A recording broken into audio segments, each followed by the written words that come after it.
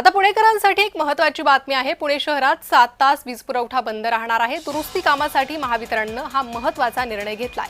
तर पुण्यातील बत्ती गुल राहणार आहे। पुणेकरांसाठी ही महत्त्वाची बातमी। पुणे शहरात 7 तास वीज पुरवठा बंद राहणार आहे। तर कोणकोणत्या भागात वीज पुरवठा बंद राहील तेही आपण पाहूयात। तर पुणेकरांसाठी महत्त्वाची बातमी आहे। पुणेकरांना काही वेळ वीज पुरवठा नसेल तर कोणकोणत्या भागात बत्ती गुल असेल पाहूयात।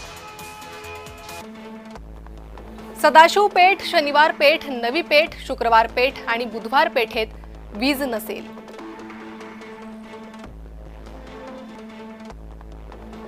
त्यासोबतच लक्ष्मी रोड, टिळक रोड, कुमठेकर रस्ता आणि बाजीराव रस्ता या ठिकाणीही वीज नसेल।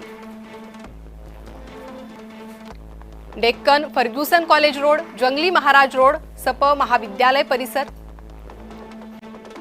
फुले मंडई, पुना हॉस्पिटल परिसर आणि राजेंद्र नगर या ठिकाणी बत्ती गुल असेल।